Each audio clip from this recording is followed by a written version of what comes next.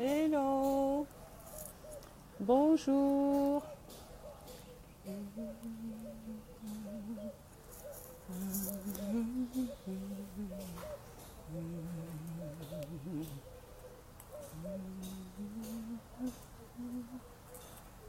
Bonjour, bonjour, bonjour.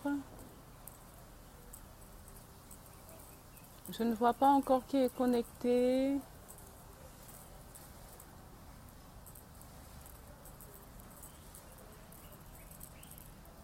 Est-ce que tu pourrais partager, s'il te plaît, le direct? Est-ce que vous pouvez partager?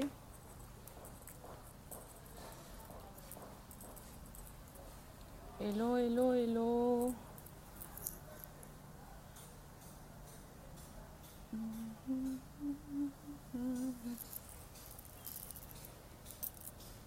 J'attends un peu que quelques personnes se connectent et je démarre.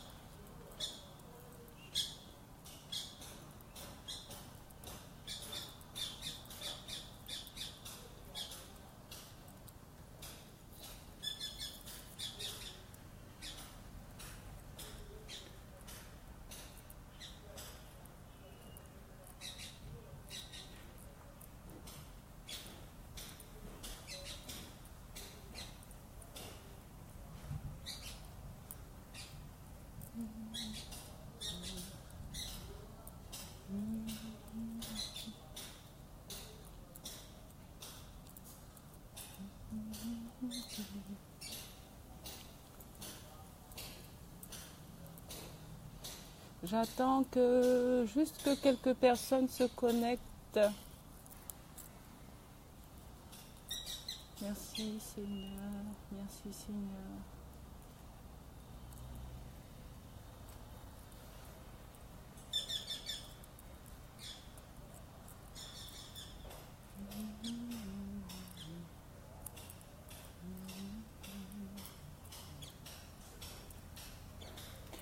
Bon, on va commencer. Le thème de ce soir, c'est qu'est-ce qui te préoccupe?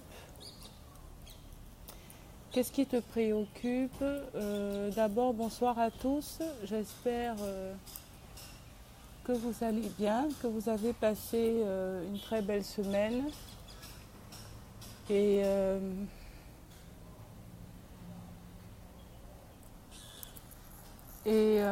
nous voici ce soir sur le direct. En fait, j'aimerais juste partager un message que le Seigneur m'a mis en cœur. Ce n'est pas vraiment une motivation. Et ce message, le thème de ce message, c'est qu'est-ce qui te préoccupe? J'aimerais que tu saches que les besoins de l'homme se résument en une seule chose, la recherche du bonheur. Ok? Nous recherchons tous le bonheur, nous recherchons tous des solutions à nos problèmes. Et parfois nous sommes focalisés dessus en fait. Et d'une façon très définitive, j'aimerais dire à quelqu'un que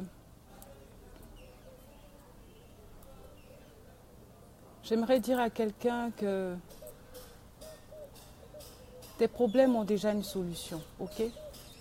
Tes problèmes ont déjà une solution. C'est juste que nous avons du mal à organiser nos pensées, nous avons du mal à être conscients de ce qui se passe, nous avons du mal à être conscients nous-mêmes de notre propre identité et de ce que nous sommes censés faire en fait sur cette terre. Et nous sommes perdus en fait. Nous sommes perdus dans la confusion. Et tout ce que nous cherchons à faire en fait, c'est de combler nos besoins urgents. Nous vivons au jour le jour. Beaucoup de personnes vivent comme ça. N'ont pas de plan de vie, n'ont pas de projet de vie, n'ont pas de vision sur le long terme, mais une vision à très très court terme. Ok, essaie de savoir comment ils vont manger, comment ils vont pourvoir à leurs besoins immédiats. Et après, ça s'arrête. Et c'est là où est le problème en fait, parce que certains problèmes, enfin, je vais dire, ce que nous considérons comme problème, en réalité, ne sont pas vraiment des problèmes, mais sont juste un problème de positionnement dans nos pensées, et nous met dans la confusion. Nous devons avoir une idée claire de notre vie, de ce que nous sommes censés vivre, de comment nous devons conduire notre vie pour atteindre certains résultats. Mais parfois, nous sommes distraits. Nous sommes distraits. Est-ce que nous avons conscience de la divinité en nous? Déjà, ça, c'est un. Parce qu'il y a des gens qui ne sont pas croyants. Alors là, je me demande comment ils font. Parce que j'ai été comme ça. Ce n'est pas que je juge ou que je critique. Je ne croyais pas, moi, en Dieu avant. Mais le problème, c'est que si Dieu est là pour résoudre tes problèmes, s'il n'est qu'un pourvoyeur de solutions, s'il n'est que là pour t'apporter le pain que tu recherches, combler tes désirs, mais laisse-moi te dire que tu n'as pas besoin de Dieu pour ça. Tu n'as pas besoin de Dieu pour ça parce que Dieu a déjà, la divinité est déjà en l'homme. Il y a déjà le divin en toi. Ok? Et justement, Dieu a mis en toi des capacités, du potentiel, des compétences, un intellect, une intelligence, un certain type de sagesse pour que tu puisses être autonome dans la vie. Ce qui fait que n'importe quelle personne, si elle applique certains principes basiques de vie, peut avoir une vie correcte. Peut avoir une vie correcte.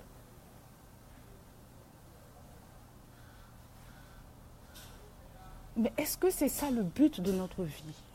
Est-ce qu'on s'est déjà demandé ça? Est-ce qu'on s'est déjà demandé ça?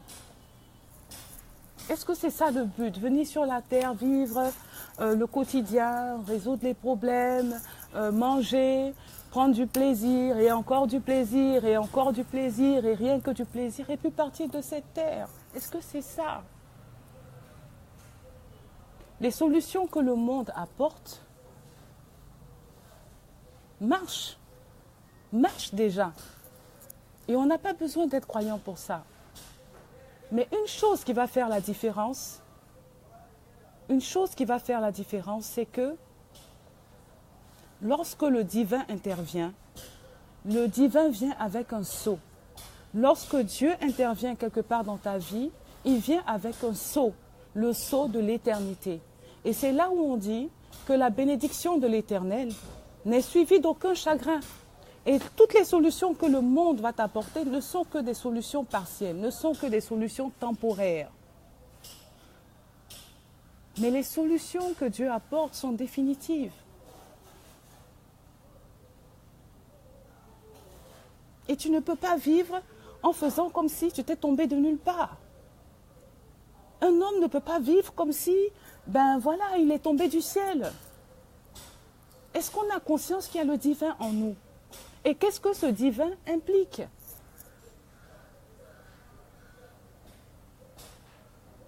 J'ai oublié de prier avant de commencer, donc je vais réparer cet impair. Éternel mon Dieu, je te bénis, je te rends toute la gloire, je te dis merci pour tous tes bienfaits.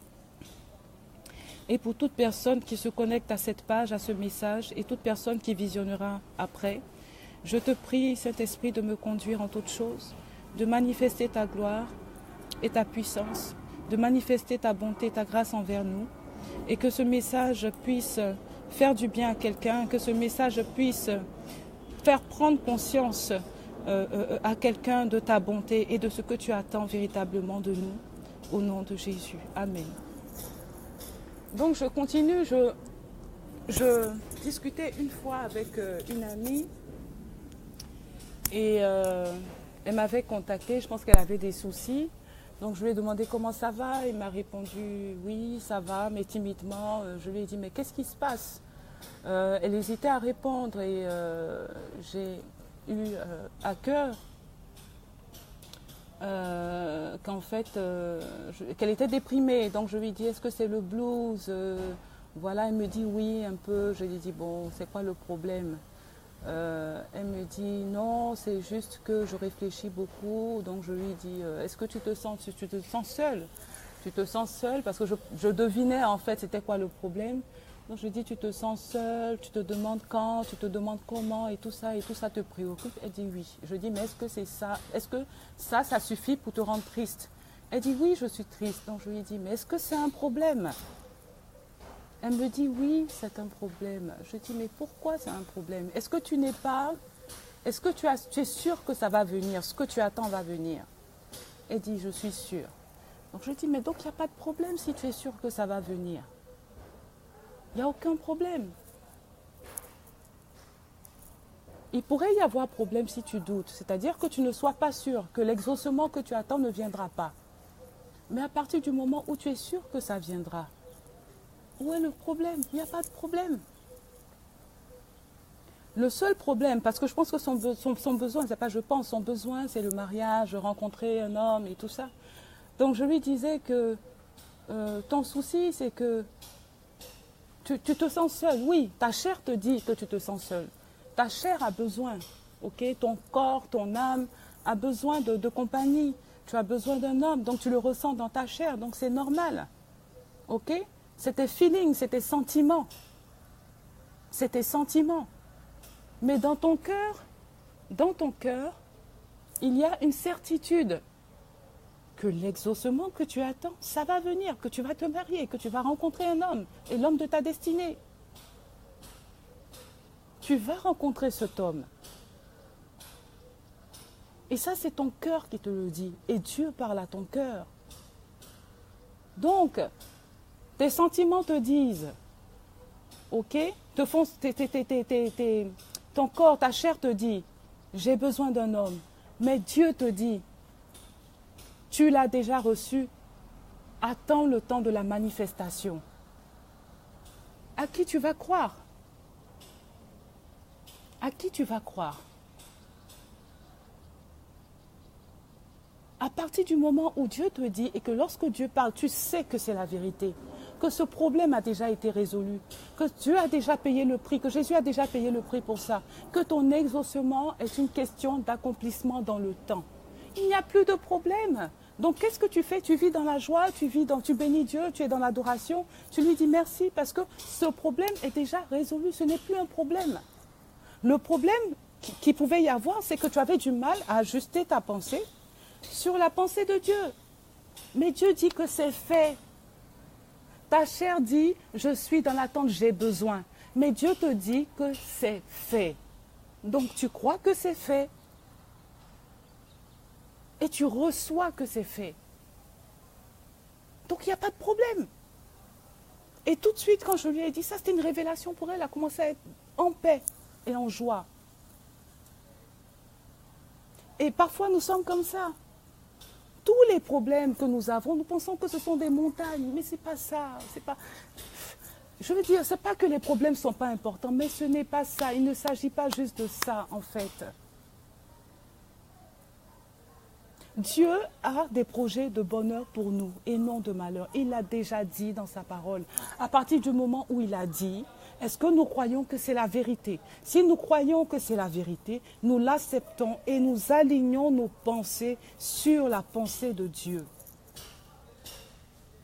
Est-ce que nous considérons Dieu comme Dieu? Quelle idée nous nous faisons de Dieu? Dieu n'est pas là seulement pour résoudre les problèmes. Mais Dieu est ton Père, est ton Créateur. Beaucoup de gens veulent que leurs problèmes soient résolus. Oui, ils vont chercher des solutions parce qu'ils sont allés voir les médecins, ils sont allés voir des spécialistes, ils sont allés voir ci, ils sont allés voir ça. Je ne sais pas, à gauche, à droite, ils ont couru à gauche, à droite, chercher des solutions à leurs problèmes. Oui, il y a la solution, mais est-ce qu'il s'agit juste de ça? Est-ce qu'il s'agit juste de ça? Est-ce que Dieu se résume pour toi, ton Père, ton Créateur, qui a mis le souffle de vie en toi, qui perpétue ce souffle chaque jour, qui te donne de voir ses bontés chaque jour, ses bénédictions chaque jour, sa grâce chaque jour, ses miracles chaque jour, tout ce que tu vois, tout ce qui bouge, tout ce qui se meut, tout ce qui parle, tout ce qui s'exprime, vient du Seigneur, tout ce qui est beau. L'environnement dans lequel tu vis vient de Dieu. Est-ce que Dieu est là juste pour résoudre tes problèmes? Est-ce que c'est ça le but de ta vie? Est-ce que c'est ça? J'aimerais qu'on soit un peu sérieux aujourd'hui et qu'on se pose les bonnes questions. Voici le projet de Dieu pour nous, ok? Il dit dans sa parole, dans Jérémie 29, verset 11. Une minute, s'il vous plaît.